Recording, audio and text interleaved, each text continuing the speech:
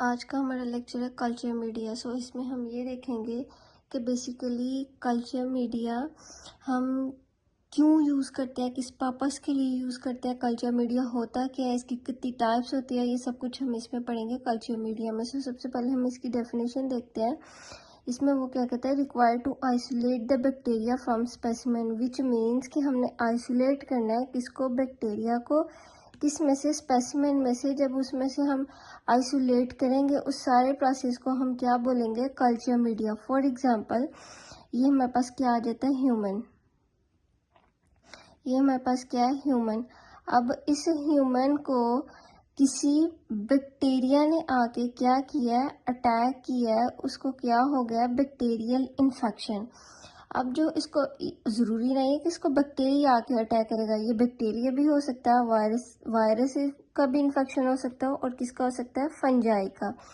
अब सपोज अगर बैक्टीरिया ने आके अटैक किया ह्यूमन पर और इसको क्या हो गया, बैक्टीरियल इन्फेक्शन। अब कैसे पता चलेगा कि इस ह्यूमन को बैक्टीरियल इन्फेक्शन है। अब हम क्या करेंगे, अब इस ह्यूमन में से हम कुछ स्पेसिमेन लेंगे, कुछ सैंपल लेंगे, ताकि हम देख सके कि इसको बैक्टीरियल इन्फेक्शन है कि वायरल इन्फेक्शन है कि फंजाई इन्फेक्शन है। अगर बैक्टीरियल इन्फेक्शन है भी है तो कौन सा बैक्टीरियन है ह्यूमन पर आके क्या किया, अटैक किया।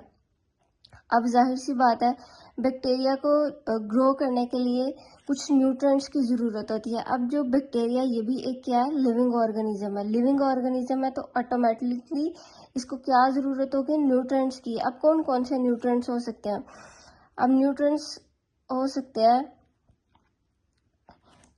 अमाइनो एसिड हो सकता है, डिस्टिल वाटर हो सकता है, specific serum, vitamins, hormones, inorganic salt, glucose वगैरह, ये सारे जो है उसके किसके न्यूट्रिएंट्स हैं, बैक्टीरिया के।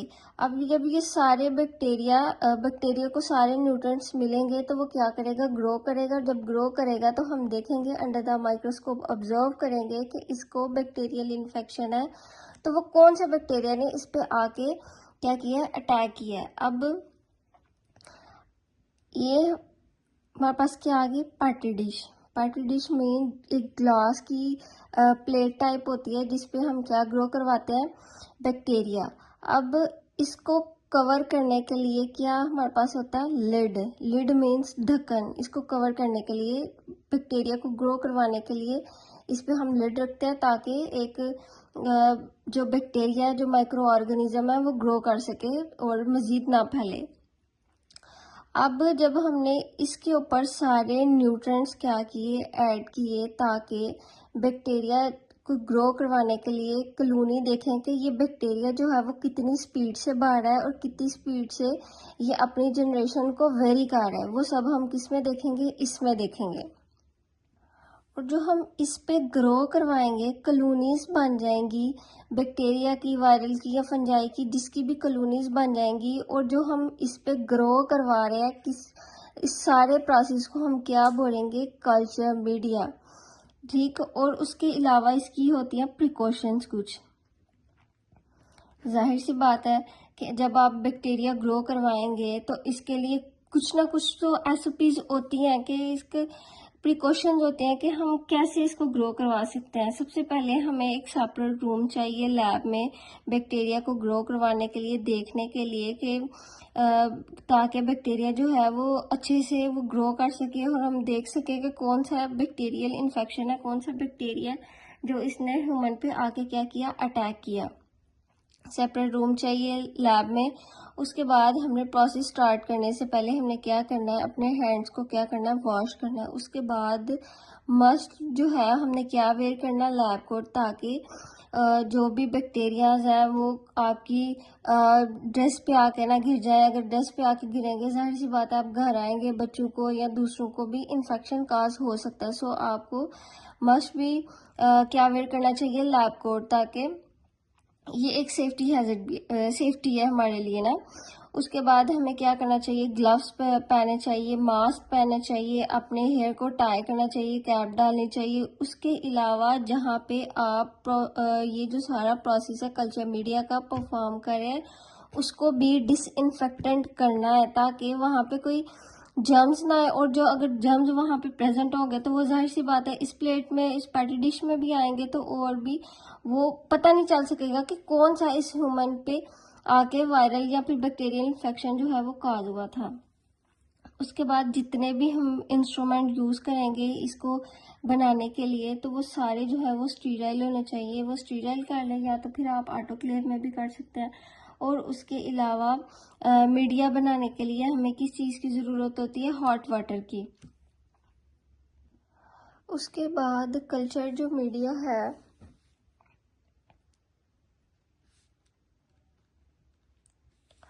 उसकी कितनी टाइप्स है? 2 टाइप्स हैं। एक नेचुरल मीडिया और दूसरी है synthetic media.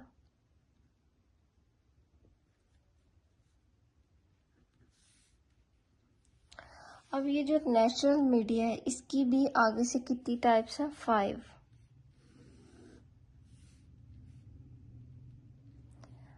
First one is beef broth, and the second one is nutrient agar,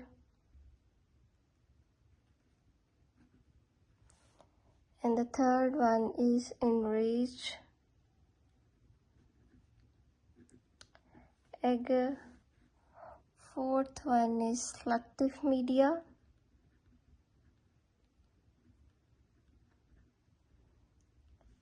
and the fifth one is differentiate medium.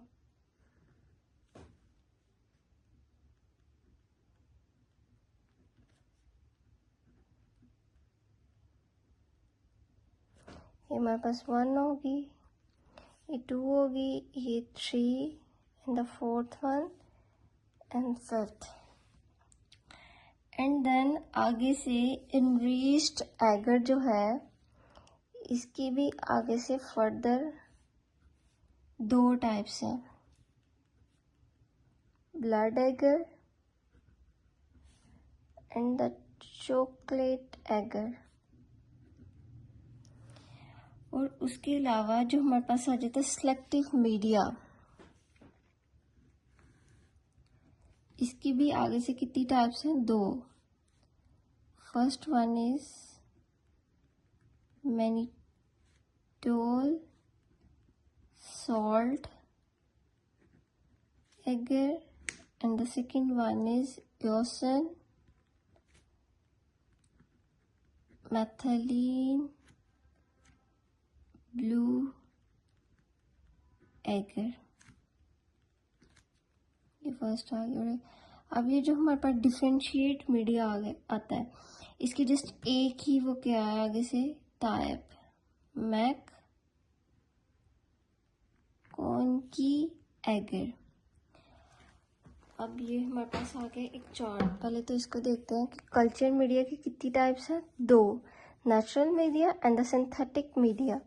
अब जो नेचुरल मीडिया है इसकी आगे से कितनी टाइप्स है? नेचुरल मीडिया इसकी कितनी टाइप्स है? 5, beef broth, nutrient agar, enriched agar, selective media, and the fifth one is differentiate medium.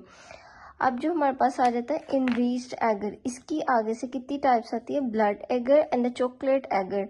उसके बाद आता है सेलेक्टिव मीडिया, इसकी कितनी आगे से टाइप्स है? 2, mannitol salt agar and eosin methylene blue agar. And जो फिफ्थ वन है उसकी डिफरेंशिएट मीडियम, उसकी एक ही टाइप आगे से है, मैककोनिकी एगर। अब हम ये देखते हैं कि जो ब्लड एगर है ये हम किसके लिए यूज करते हैं? स्पेसिफिकली किसके लिए यूज करते हैं? स्ट्रेप्टोकोकाई के लिए, स्ट्रेप्टोकोकाई के लिए यूज करते हैं। और जो हमारे पास चॉकलेट एगर आते हैं वो हम किसके लिए यूज करते हैं? नेजेरिया स्पीशी के लिए। उसके अलावा जो हमारे पास मैनिटोल साल्ट एगर आता है ये हम किसके लिए यूज करते हैं? स्टेफलोकोकाई के लिए। जो ब्लड एगर है वो स्ट्रेप्टोकोकाई के लिए, जो मैनिटोल साल्ट एगर है वो स्टेफलोकोकाई के लिए। उसके बाद ये जो हमारे पास है एओसन मैथिलीन ब्लू एगर, ये बेसिकली एक डाई होता है जो कि यूज होता है किसके लिए? ग्राम नेगेटिव बैक्टीरिया के लिए। अब ये जो हमारे पास एगर है, ये क्या है? Blood agar, chocolate agar, enriched agar, ये सारे को एसोमेथिलीन ब्लू। अब ये क्या है एगर? अब ये बेसिकली एगर क्या होता है? ये जो एगर होता है ये पॉलीसेक्राइड होता है, जो कि कहाँ से मिलता है? समुद्री पानी समुद्री पानी जो होता है ना, उसके अंदर एक एल्गी होती है, वहां से हम क्या रिसीव करते हैं? ये जो एगर बनाने के लिए यूज करते हैं। अब ये जो एगर है ये किसके लिए यूज करते हैं? ये जो हम कल्चर मीडिया बनाते हैं पैट्री डिश के अंदर, अगर हम ये एगर इसके अंदर ना ऐड करें तो ये बैक्टीरिया जो भी हम ग्रो करवाएं वो वहाँ पे स्टेबल नहीं रहेगा। वो जो भी हम उसके अंदर न्यूट्रिएंट्स ऐड करेंगे बैक्टीरिया को जिंदा रखने के लिए, ताकि वो ग्रो कर सके, एक उसको स्पेसिफिक एनवायरनमेंट दिया जाता है ताकि वो ग्रो करके अपनी कॉलोनीज बनाए, हम देख सके कि ये कितनी जो है वो बैक्टीरिया वो कितना इन्फेक्शन फैल रहा है वो सब कुछ। और उसको एक सॉलिड बनाने के लिए कि जो न्यूट्रिएंट्स उसमें हमने ऐड किए होते हैं ताकि बैक्टीरिया इधर से उधर ना जाए, ऐड करने के लिए सॉलिड बनाने के लिए हम क्या करते हैं? एगर हम ऐड करते हैं। एगर क्या है? पॉलीसेक्राइड है एक, उसको हम क्या कहते हैं? एगर, ताकि वो अपनी सरफेस पे एक जगह टिके रहें और कॉलोनीज बना सके, ताकि और हम देख सके कि ये कितना फैल रहा है कितना नहीं। तो ये था हमारा आज का लेक्चर।